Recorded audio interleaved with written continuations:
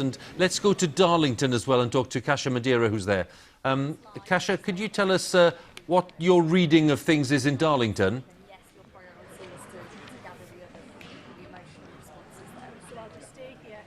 Well, when it comes to the Labour Party, it's looking a little bit sombre. Let me just put this into context for you, because Darlington has been a Labour safe seat for 27 years.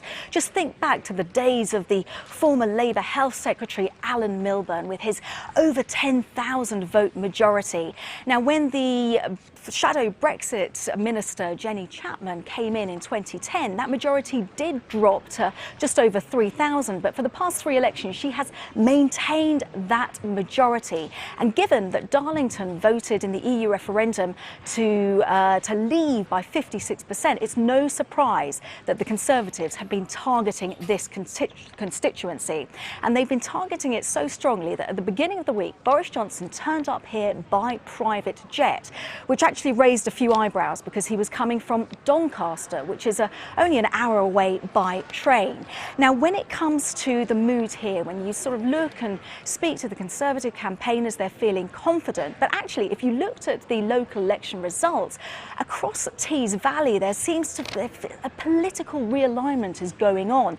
A Conservative was elected as the Tees Valley mayor, and for the first time in 28 years, Labour lost the Darlington local authority. They lost 9 seats. So the Conservative Party became the largest party in that local authority. They were just 4 seats away from a majority. So really, really fascinating to see how that's changing.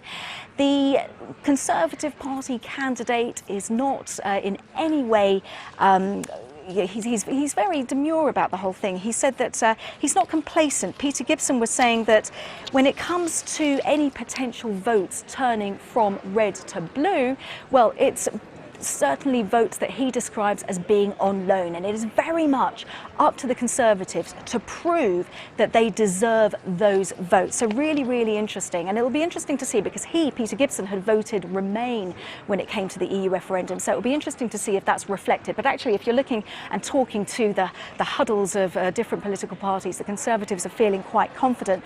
And likewise, when you speak to the Labour campaigners, they feel that a stronger message on Brexit would have been helpful when they were out campaigning. But we're expecting a result very, very shortly. The piles of votes are piling up, so we're expecting it hopefully within the next 5 or 10 minutes. Kasia, thanks very much, and we'll be back in Darlington. As you say, it's a key test.